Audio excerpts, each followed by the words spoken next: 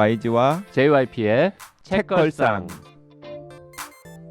책에 관한 걸쭉하고 상큼한 이야기. YG와 JYP의 책걸상이 찾아왔습니다. YG 강량구입니다. JYP 박재영입니다. 박평 박혜진입니다. 네, 지난 시간에 이어서 이번 시간에도 이 김영탁 감독이 쓴 첫 장편 소설 곰탕을 가지고 계속 이야기를 해보겠습니다. 네. 근데 지난 시간에는 곰탕의 아주 기본적인 설정에 대해서 저희가 살펴봤고요. 그리고 통편집이 되었을지 모르겠지만 안 했을 거예요. 네, 통편집이 되었을지 모르겠지만 제가 이제 말미에 곰탕과 같은 세계관을 공유하고 있는 필립 리브의 4권짜리 견인도시 연대기라는 책도 짧게 소개를 했습니다. 네, 이렇게 이야기를 함으로써 편집이 되지 않도록 안 되게 하려고. 그러게요. 네. 자, 김영탁 작가가 40일 만에 이 책을 완성했다. 이런 얘기가 있던데 사실인가 봐요? 네, 그 스리랑카로 네. 혼자 여행을 가셨다고 해요. 나 혼자만의 여행, 혼자만의 시간을 갖는 여행이죠. 그리고 아주 저렴한 호텔에 묵으면서 저 슬로우 비디오가 네. 망했으니까 그러면서 비싼 호텔에서는 못 묵고 싶겠죠. 정말 하고 싶었던 일을 하신 거죠. 40일 동안 정말 주는 밥만 먹고 밖으로 외출도 하지 않고 글만 썼는데 오죽하면 이제 방을 정리를 해야 되잖아요. 청소를 해야 되잖아요. 그러니까 청소하시는 분께서 제발 청소하게 좀 나가달라 이야기할 정도로 움직이지 않고 글을 썼다고 합니다. 근데 네. 상당히 약간 재수가 없긴 합니다. 그죠? 40일 만에 이게 거의 700쪽에 가까운 소설인데 그걸 쓰셨다. 그리고 상당히 플롯이 쫙 짜여 있어서 1페이지로 썼다고 하기에는 저는 약간 안 느껴져요.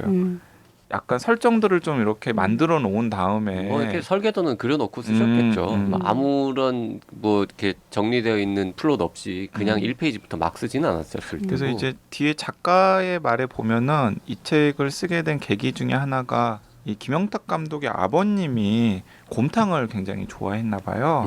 그래서 이 예전에 먹었던 곰탕 맛을 잊지 못하는 어떤 사람들의 이야기를 좀 재미나게 한번 그려보면 어떨까 하는 생각에서 이제 쓰기 시작했는데 이제 이런 식의 작품이 나온 거죠.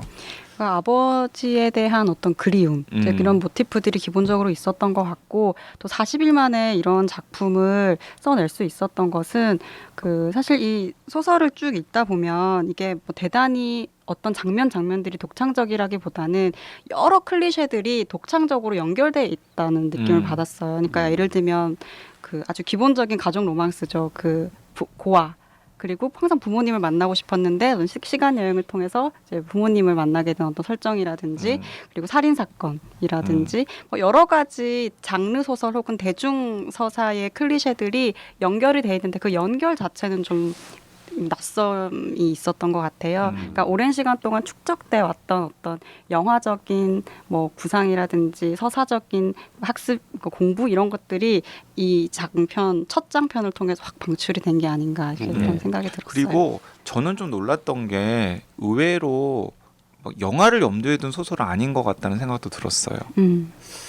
왜요? 뭐 영화로 만들려면 좀 만들 수도 있을 네, 것 같은데. 물론 영화로 하면은 영화로 만들려면 만들 수도 있다라는 생각이 들었는데 이게 막 영화를 의식하면서 쓴 소설이라기보다는 그냥 소설은 소설로서 좀 평가를 받고 싶다라는 그런 게 좀 많이 보이는 그런 느낌이었습니다. 오히려 이제 영화 작업을 통해서 표출하지 못했던 것들을 소설을 통해서 표현했다 이렇게도 보여졌는데 이제 1990년대 이후 2000년대 초반에는 이렇게 소설 작업을 하던 분들 중에서 아주 이야기를 잘 쓰고 대중적인 이야기 이런 걸 잘 쓰시는 분들이 영화 쪽으로 넘어갔잖아요. 시나리오를 쓰고.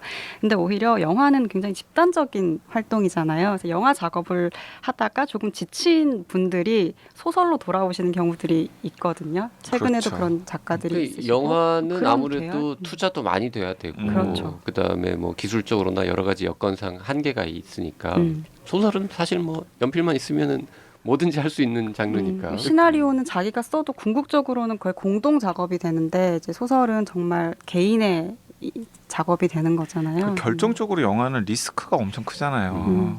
그런 면에서 소설을 쓴다는 건 참 매력적인 작업이고 빨리 저도 다음 거 써야 네, 되는데. 저기 참 저희 안타깝네요. 네. 애청자분들 어쩌면은 그 카카오 페이지 가서 이렇게 100원씩 이렇게 적선해줘야 될지도 몰라요.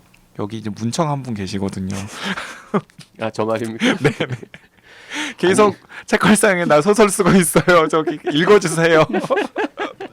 100원이면 돼요. 뭐 이렇게. 네. 현재 쓰고 있는 소설은 없습니다. 네. 구상해 놓은 것만 두어 편 있죠. 네. 언제 쓸지는 모르겠습니다. 여행을 가셔서 여행에 가셔서 일필이지로. 책걸상을 그만둬야 쓸 수 있을 것 같아요. 아니, 그죠. 책걸상 때문에 책 읽는 시간이 너무 그럼 많이 그 시간 들어가서. 동안에 박평이 출연하면 되니까 걱정 마시고. 아, 쉴까요? 그럼 제가 좀 이렇게 쉽게 잘리는군요. 네. 그 곰탕 그 아버지 돌아가신 아버지가 곰탕을 좋아하셨다. 그 얘기를 들으니까 저는 저희 아버님은 냉면을 좋아하셨는데 냉면 이런 거 하나 써야 하나 이런 생각도 들고 그 이 소설이 히트를 하면은 그 하동관 이런 데가 장사가 잘 되겠구나. 네, 저도 하동관 이런 곰탕이 생각도 생각나더라고요. 참고로 현재 하동관 명동 본점은 내부 수리 중입니다. 가시면 안 됩니다. 제가 얼마 전에 모르고 갔다가 바보 됐잖아요. 저도 모르고 갔다가 바보 됐어요. 자, 여의도점은 영업 중이고요. 네. 네. 아, 그러니까 저도 이 소설을 읽으면서 곰탕이 계속 먹고 싶은 거예요.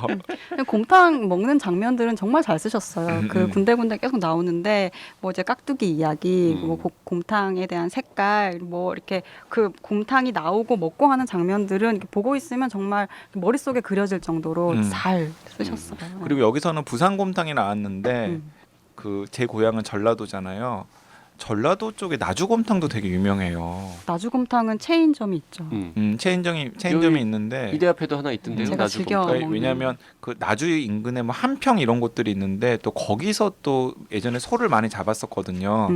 그래서 그 약간 신선하고 질 좋은 고기들을 나주로 가져와 가지고 나주 장터에서 국밥으로 많이 말아 가지고 먹었었나 봐요. 그래서 나주 곰탕도 꽤 맛있고 유명합니다. 자, 책 얘기 하죠. 곰탕 얘기 너무 오래 하는 것 같네요.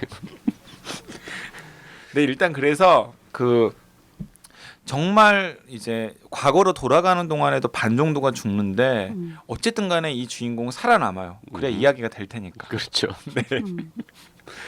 네, 과거로 갑니다. 그리고 이제 막 그 곰탕집 사장이 무조건 어느 곰탕집을 가야 된다. 그리고 그 곰탕집이 꽤 유명한 곰탕집이기 때문에 너는 분명히 찾아갈 수 있을 것이다.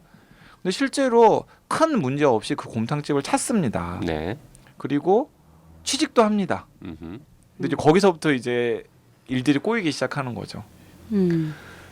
아, 이제 아까 박평이 그 부모를 만난다라는 말씀을 하셨는데 그 이제 얘기를 조금만 더 가면 이게 스포일러가 되는데 근데 거기까지는 해도 거기까지는 되겠죠? 해도 될 것 네. 같아요.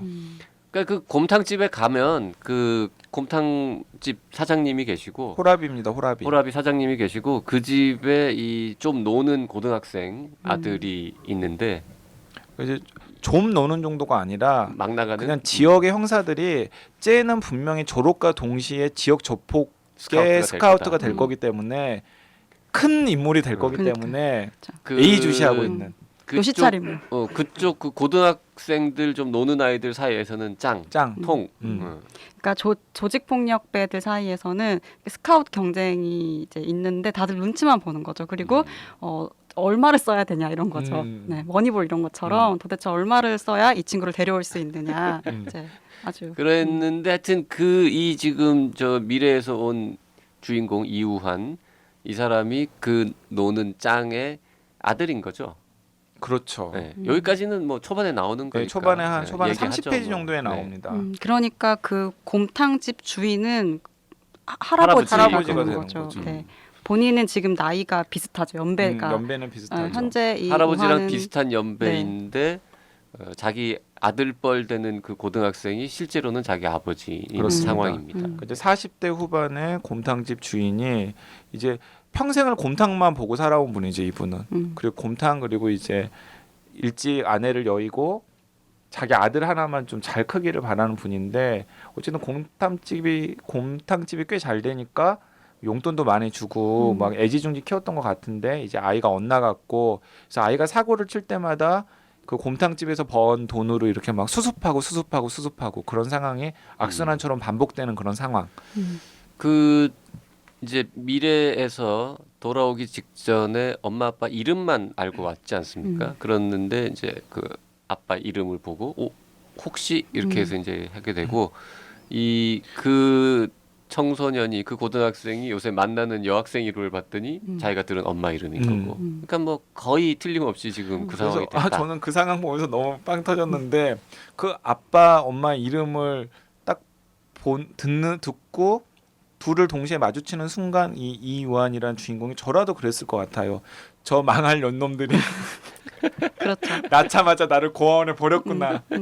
그래서 대뜸 하는 일이 그 엄마의 머리채를 잡는 거죠. 그렇죠. 그래서 그 여고생은 이런 망할년 뭐 이런 영문도 거. 모르고 자기 머리채를 40대 중반에 이 아저씨한테 잡힌 거죠. 그리고 이 둘을 그때는 아직까지 그 저 생기기 전 네, 네. 그 아이가 생기기 전 사귀기도 전이고 사귀기도 이렇게 전인데 이제 막 서로 네.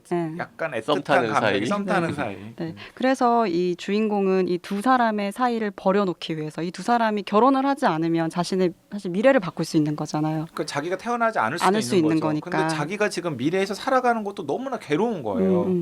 고아원에서 18년 동안 살았던 것 그리고 고아원 이제 나온 다음에 그 노예처럼 그 곰탕집에서 주방 보조로 있었던 것도 막 다시 이렇게 복귀하기 싫은 삶인 거죠. 이런 삶이라면 차라리 없어져 버렸으면 좋겠다. 근데 저 연 놈들이 사귀지 않아서 나만 안 나오면 나는 세상에 없는 존재가 되는 거니까 그게 차라리 더 낫지 않겠느냐라고 하는 거죠. 이우한. 이우한. 근데 그렇게 유명한 이우한은 되게 유명한 화가 이름이잖아요. 그 점 찍는 분 있잖아요. 왜. 근데 그렇게 유명한 사람 이름을 소설 주인공으로는 잘 안 쓰는데 그렇죠. 그렇게 썼더라고요. 그러니까 미술엔 관심들이 없으시구나 이분들이. 소설에서는 안 받아주네. 소설에서는 이제 그 우한이라는 이름이 진짜 그 우한이 있다 할 때 그 우한을 염두에 두고 지은 것은 아닌가 싶은 얘기가 이제 농담처럼 살짝 얘기가 되잖아요. 네. 근데 그 이름들은 좀 재밌게 지으신 것 같아요. 보니까 약간 비하인드로 그 형사 이름 중에 강도영이라는 형사가 나오는데 그게 강풀 작가의 작품에 나오는 형사 이름이고 그리고 그 강풀 작가의 소설을 보면은 김영탁이라는 이름이 나오고 뭐 그런데요. 아 둘이 친한가요? 친분이 있으신 것 같아요. 네, 그래서 그런 그 이름에는 여러 가지 좀 재밌는 그 요소들 친분이 있으니까 있는 게 있는 것 추천사도 같아요. 써줬겠죠. 네. 추천사를 써주는 조건으로 강도영 이름을 써줬을 수도 있잖아요. 그랬을 수도 있고. 그런 큰 그림을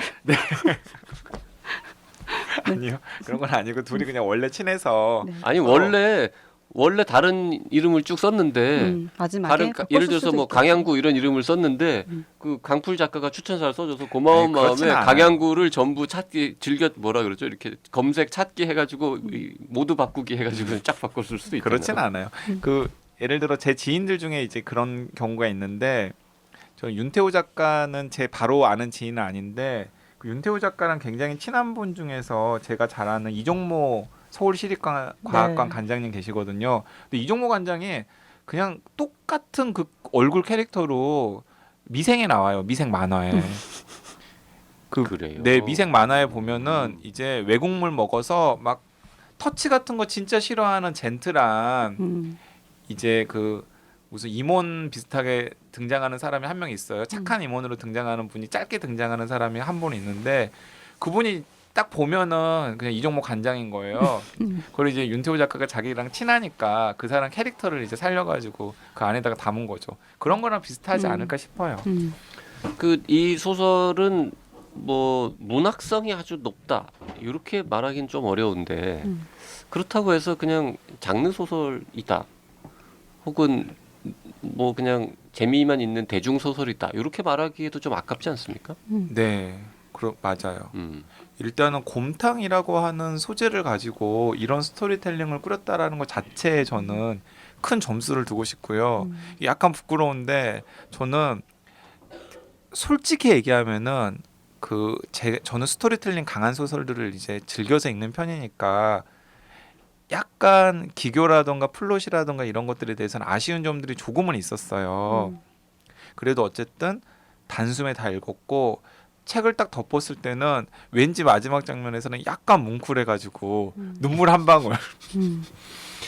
그 마지막에 이제 그 엔딩에 가면 반전 이 조금 있는데 약간 억지스럽지 않습니까? 좀 말이 안 되는. 근데 억지스러울 수도 있지만은 제가 생각하기에는 떡밥은 또 나름대로 다 회수한. 네. 뭐 그렇긴 합니다. 그러니까 앞부분에서 이렇게 등장했던 인물이 이 사람이 왜 여기서 등장하지? 이 사람과 이 사람의 관계는 뭐지? 왜 이 사람은 이런 걸 의뢰를 했지? 등등 모호한 대목들이 있는데 결국에는 맨 마지막에는 그게 다 이렇게 회수가 됩니다. 뭐 근데 제가 지난 시간에도 터미네이터 같은 느낌. 터미네이터를 정말 우리 재밌게 옛날 아저씨들 지금 이제 아재들이 됐지만 재밌게 봤지 않습니까? 1편, 2편 뭐. 재밌게 봤죠. 근데 다 말이 안 됐잖아요. 따지고 이렇게 해석했으면 그럼 미래가 이렇게 되는데 다시 가면 이렇게 되고 이게 곰곰 이제 영화 보고 나서 가만히 생각해 보면 택도 없는 이야기인데 근데 뭐 시간 여행 자체가 말이 그렇죠. 안 되는 말이 안 이야기니까 되는 거니까. 이 책에서도 뒤에 가면 갈수록 이제 말도 안 되는 이야기들이 곳곳에 과학적으로 보면 말이 안 그러니까 여기서 되는데 이제 말도 안 되는 이야기들이 이제 그 JYP는 뭐 판타지 뭐 SF 뭐 이런 거 질색을 하는 분이기 때문에 아니 뭐 질색까지는 아니고 예, 뭐 그런 시각에서 덜 보면은 좋아하는 그런 시각에서 보면은 좀 말이 안 되는 특히 뭐 범죄와 관련된 부분들 맞습니다. 예를 이런 들어 부분들. 레이저총이 나오거든요. 레이저 총 나오는 부분은 차라리 재밌었어요. 그거는 기술적으로 가능할 것도 같아요. 그리고 레이저총이 나오고 점프를 하죠. 점프. 그것도 순간이동. 그것도 근데 저 가져온 거예요. 그 박평에 근무하고 있는 그 민음사 그룹에 이제 아이들 책 내는 비룡소라는 출판사가 있는데 그 비룡소라는 출판사에서 지금도 살아 있는지 모르겠는데 까멜롱이라는 브랜드가 있었어요. 네네. 그 까멜롱이라는 브랜드가 영 어덜트 소설을 내려고 그 비룡소라는 어린 출판사에서 만든 브랜드인데 그 브랜드에서 낸 책들 중에서 점퍼라고 하는 잠바? 잠바 아니에요. 점프하는 사람이라는 뜻에서 이제 점퍼라고 하는 소설이 있는데 그 소설의 설정이 뭐냐면 이제 순간순간 자기가 그 그림을 머릿속으로 그릴 수 있는 장소로 떠올리고 이렇게 마음을 먹으면은 순간적으로 그 곳으로 이렇게 이동을 할 수 있는 능력을 갑자기 획득한 책 좋아하는 청소년을 주인공으로 한 소설이 있거든요. 그게 이제 근데 미국에서는 꽤 인기를 얻어가지고 뭐 1권, 2권 뭐 외전처럼도 한 권 나오고 그런 꽤 인기가 있는 영 어덜트 소설이었는데 그 소설의 여러 가지 설정들이 이 곰탕에 이제 그 순간 이동을 하는 미래에서 온 사람의 설정이랑 이렇게 겹치더라고요. 그 점퍼라는 소설도 굉장히 재밌고요. 그 점퍼라는 소설은 미국에서는 굉장히 인기를 얻어가지고 할리우드 영화로도 만들어졌어요. 네, 그래서 실제로 점퍼라고 하는 그 제목을 쳐보면은 아마 소설보다는 영화가 더 앞서 등장할 건데 영화는 제가 보기에는 망작이었어요. 예, 소설의 그런 잔재미와 극적인 여러 가지를 잘 살리지 못한. 네. 뭐 전혀 중요한 건 아니지만 그 잠바도 결국 점퍼랑 같은 말이죠. 같은 단어를 다르게 읽을 그렇죠. 뿐이죠. 네네. 저는 이 소설 읽고 나서 사실 굉장히 마음이 좋았어요. 그 여러 내용적으로도 그렇고 좀 새로운 점들이 있어서 그랬는데 일단은 그 최근에 저희들이 이제 장편 소설을 쓰는 작가들을 정말 많이 찾아요. 한국 소설이 이제 단편 소설 중심으로 어쨌든 이제 구조화되어 있기 때문에 장편 소설이 생각보다 많이 나오지가 않거든요. 길게 장편 특히 이렇게 뭐 거의 뭐 600~700쪽에 가까운 작품들을 쓸 수 있는 작가들을 찾는데 지금 분권짜리 책을 쓴 어떤 작가가 등장한 거예요. 근데 그 세계가 카카오 페이지라는 어떤 웹의 세계와 연결될 수 있을 거라는 생각을 사실 하지 못했어요. 왜냐하면 웹에서는 이미 장편의 세계가 열려 있어요. 거기는 단편이 아니라 중편, 뭐 웬만한 경장편 이런 게 아니라 계속해서 에피소드들을 만들어 나가는 구조로 이제 완결되지 않는 그리고 완결이 굉장히 길게 되는 그런 이야기들이 나오고 있는데 그 중에서 어떤 작품은 문학 소설들과 만나는 지점이 있을 거잖아요. 그리고 그 지점들이 사실 커지면 한국의 대중적인 장편 소설들이 많이 나오게 되고 그게 한국 소설 시장을 발전시키는 데 굉장히 중요한 역할을 할 거거든요. 근데 그 사이에 바로 이 곰탕이라는 작품이 위치하고 있는 것이어서 좀 의미가 있는 작품이었고 그런 면에서 저도 아주 반갑게 네. 읽었습니다.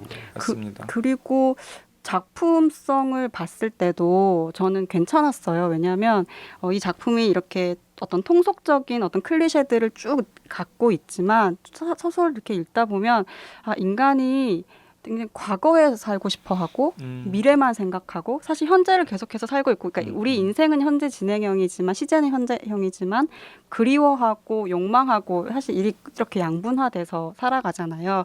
근데 이 작품은 과거가 좋을 때 그럼 너는 과거에서 살래? 라는 질문을 우리에게 던지거든요. 다시 현재로 돌아올 수 있을 것인가. 근데 그런 질문들도 그 만만하지 않은 질문들이기 때문에 소설의 어떤 가치에 있어서도 충분히 좋은 그 점수를 줄 수 있는 소설이었어요. 그래서 이 김영탁 감독이 헬로 고스트나 슬로우 비디오라고 하는 영화도 약간 인간 관계의 따뜻함에 초점을 맞춘 영화잖아요. 그런데 그래서 저는 이게 설정만 보면은 굉장히 하드보일드한 설정이잖아요. 그렇죠. 네, 스릴러에다가 사람도 많이 죽고 네. 사람도 많이 죽기도 하고 그리고 이제 설정도 이제 굉장히 좀 센 설정이라서 저는 약간 의외의 조합이라는 생각이 들었고 이 굉장히 따뜻한 영화를 만들었던 이 감독이 도대체 이런 하드보일드한 설정을 센 설정을 가지고 어떤 소설을 만들어낼 수 있을까에 대해서 약간 기대 반 걱정 반 하면서 읽었었는데 그걸 또 김영탁스럽게 딱 조합을 잘 해서 마무리를 했더라고요. 그래서 이 책은 설정이나 이런 걸 보면은 그 JYP가 별로 좋아하지 않을 법한 황당무계한 그런 설정이지만은 사실은 관계에 대한 이야기고 또 사람들이 어떻게 세상을 만들어 가는지에 대한 이야기예요. 그러니까 그 안에는 당연히 뭐 애정도 있지만은 배신도 있고 그리고 뭐 그리움도 있지만 환멸도 있고 뭐 등등 여러 가지 이제 인간들이 가지고 있는 감정들이 있는데 그런 감정들을 우리한테 어찌 보면은 좀 익숙한 여러 가지 설정들을 이렇게 잘 이렇게 의외의 조합으로 이렇게 만들어 가지고 한 편의 멋진 작품을 만들어낸 게 아닌가 싶어서 저는 그냥 권하고 싶더라고요. 한국 소설 뭐 아니면 이런 스릴러도 아니고 약간 뭐라 그럴까? 하여튼 조금 소설을 읽는 거를 좋아하는 분들한테는 권해서 욕먹을 일은 절대 없을 것 네, 같아요. 맞습니다. 재밌었어요. 일단 한 두꺼운 소설은 사실 많은데 뭐 국내외 막론하고 이게 그렇게 중요하지 않은 묘사 막 이건 너무 자세하게 하고 막 괜히 막 폼젠다고 이렇게 막 어려운 말 많이 쓰고 이렇게 해서 분량이 늘어나는 책들도 있지 않습니까? 이게 최근에 그런 책 읽으시고 좀 된 적 몇 번 있으시죠? 뭐 있죠. 뭐 네. 오바마가 좋아했던 그런 책 뭐 이런 거. 근데 이제 곰탕은 700쪽 가까운 소설이지만 이렇게 일부러 분량을 늘린 부분은 없어요. 다 진짜 스토리가 계속 이어집니다. 네, 막 네. 스펙타클하게. 뒤로 더 이어질 수도 있을 것 같아요. 사실 쓰려면 그냥 계속 더 갈 수도 있을 수 있었어요 네. 보니까. 그리고 저는 결말이 그래서 약간 아쉬웠죠. 저는 굳이 이렇게 좀 약간 냉정하게 이렇게 딱 칠 필요가 있었을까 하는 생각도 좀 들었죠. 그리고 의외로 좀 웃기는 서술들도 꽤 있어요. 많아요. 많아요. 알게 모르게 이렇게 아니 아까 그 얘기했잖아요. 머리채 잡는 장면도 되게 웃기잖아요. 네, 거기 그런- 이런 대사 나와요. 니들이었구나 나를 고아원에 버린 쌍년놈들이 막 이런 거 나오고 그래서 이제 그런 뭐 어떤 장면이 웃긴 것도 있고 그냥 별거 아닌 것처럼 짧게 그냥 한마디 툭 하는데 그 작가의 재치나 유머 감각이 드러나는 제목. 대사가 아주 좋은 거죠. 저희 소설책인데도 몇 군데 줄쳐놨는데요. 예를 들어서 이제 천생연분 이런 말을 떠올리는데 그거를 이 미래에서는 안 쓰나 봐요. 옛날 말이라서. 근데 천생연분 내가 어릴 때 유행하던 사람들이 쓰던 말인데 뭐 굳이 설명하자면 하나도 즐거울 게 없는 인생을 즐겁게 보낼 수 있는 유일한 두 사람이 하필이면 서로에게 지나친 호감을 가지고 있는 상태. 이런 식으로 이제 묘사를 한다거나 아니면은 막장 드라마 관련되는 서술을 하면서 맞아요. 막장 드라마라는 말은 우한이 10살이 되기도 전 일반 드라마와 막장 드라마의 구분이 사라짐에 따라 쓰이지 않게 됐다. 출생의 비밀을 어떻게 밝히느냐에 따라 하막장, 중막장, 상막장으로 나뉘었다. 뭐 이런 식으로 쓰는 그냥 툭 던지면서 한번 웃기고 가는 뭐 이런 것들 또 군데군데 있어가지고 네, 피식피식 웃기도 하고 약간 짠하기도 하고 뭐 네. 이래저래 다양한 감정을 갖게 해주는 소설이었습니다. 그리고 주인공들이 이제 결말에 가면은 제가 아까 막 눈물 한 방울 딱 흘렸다 그랬는데 약간 짠하잖아요 방금. 저는 2권 마지막 부분에서는 그 눈물샘이 많이 자극됐어요. 네, 장면들마다. 네. 그 아마 저희 방송을 듣고서 이 소설을 읽기 시작한 분들의 10분 중에 한 8분 정도는 이권의 마지막에 되면은 마치 김영탁 감독의 영화의 마지막에 눈물샘이 자극이 되는 거랑 비슷하게 눈물샘이 자극이 될 거라고 생각합니다. 10명의 8가지는 아니라고 봅니다. 여기 그 2명을 제가 굳이 넣은 건 JYP 같은 사람이 있기 때문에 10명 중에 뭐 한 서너 명? 그 정도 아닐까요? 가족에 대한 이야기들은 진짜 잘 쓰신 것 같아요. 보편적이고 그 우리가 다 갖고 있는 보편적인 그리움과 미안함과 뭐 죄책감과 이런 것들을 잘 녹여내신 것 같아요. 맞아요. 근데 뭐 어쩔 수 없는 부분이긴 한데 약간 좀 허술한 부분들, 뭐 가령 뭐 경찰이 수사하는 과정이라든지 뭐 지문 뭐 손가락 좀 이렇게 상처 내면은 막 지문 없어져서 뭐 넘어가고 이렇게 약간 좀 굳이 트집을 잡자면 이게 요 부분도 좀 말이 안 되잖아. 좀 더 이렇게 예쁘게 더 잘 만들 수 있지 않았을까? 뭐 이런 부분도 있고. 네. 그다음에 이 돈 관련 부분. 예를 들어서 이제 이런 뭐 황당한 일들을 벌이고 미래에 대한 정보를 많이 알고 있으면은 우리 돈도 많이 벌 수 있잖아요. 그래서 아무튼 근데 그런 부분들 실제로 어떻게 살면서 뭘 하는지에 대한 뭐 그런 부분들도 조금 없는 것 같기도 하고. 그래서 어쩔 수 없이 생략하셨겠죠. 네. 그게 이제 두 가지인 것 같아요. 하나는 그 40일 동안 1페이지로 쓰면서 이제 굉장히 막 그 사전 취재라던가 사전 조사라던가 이런 것보다는 일단은 좀 스토리의 힘이 밀고 가는 그걸 그냥 이렇게 더 수긍을 했다라는 생각이 들고요. 그리고 그런 디테일한 것들을 따지기에는 그 카카오 페이지 연재라는 형식이 그렇게 적절하지 않을 수도 있겠다라는 생각도 들고 그렇다면 또 퇴고 과정에서 또 그걸 또 다 만져야 되느냐 근데 거기에 이제 가치를 두느냐 안 두느냐 이제 판단이었을 텐데 그런 것에 굳이 가치를 두지 않아도 이 소설로서의 완성도 면에서는 크게 문제가 없다라고 맞아요. 작가나 편집자가 판단을 했으리라고 생각을 합니다. 그 제가 지난 시간에 이제 마지막 부분에 견인도시 연대기 방출했잖아요. 제가 이 곰탕을 읽으면서 여러 가지 소설들이 생각났는데 이 곰탕은 시간 여행과 가족 이야기를 굉장히 적절하게 가족 로망스를 굉장히 적절하게 잘 조합한 소설이라서 눈물샘을 자극하는데 이 시간 여행과 이 사랑 이야기를 굉장히 잘 버무린 소설이 하나 있어요. 또 어떤 소설이죠? 네. 제가 이것도 언젠가는 한번 저희 애청자들한테 소개를 하려고 생각해둔 소설인데 제가 굉장히 좋아하는 소설가로 익히 다들 알고 계시는 스티븐 킹이 쓴 소설인데 그가 쓴 소설 중에서 우리나라에서는 그렇게 화제가 안 되었는데 케네디 암살 사건을 모티브로 한 소설이 있어요. 미국에서는 꽤 화제가 되었죠. 제목이 11, 22, 63이에요. 제목이 뭔지 아시겠죠? 날짜겠네요. 네, 케네디 대통령이 암살한 날짜예요. 암살된. 그런데 이 주인공이 어떤 사명을 가지고 케네디 암살 사건을 막아야 된다라는 책무 때문에 이제 어떤 공간을 통해서 그 1960년대 그 시점으로 이제 갑니다. 케네디 암살 사건이 일어나기 전에. 근데 거기서 케네디 암살 사건만 해결하는 게 아니라 과거의 어떤 여성과 사랑에 빠지게 되는 거예요. 그래서 이 소설은 케네디 암살 사건을 막고자 하는 주인공의 이야기임과 동시에 과거의 어떤 여성과 사랑에 빠지는 현실의 남자의 이야기이기도 하거든요. 이제 그 두 가지가 얽히면서 굉장히 애절하고 그리고 스토리텔링이 확 당기는 멋진 연애 소설 한 편을 이제 완성을 하게 되는데, 네, 저 권하고 싶어요. 그러니까 이 곰탕 읽고서 그 전 에피소드 때는 제가 견인도시 언덕에 말씀드렸는데, 야, 이런 시간 여행 설정에 좀 마음 따뜻해지는 소설을 한 권도 읽어보고 싶다 하시는 분이 있다면은 이 스티븐 킹의 11, 22, 63이라고 하는 소설 한번 읽어보셨으면 좋겠다는 생각이 듭니다.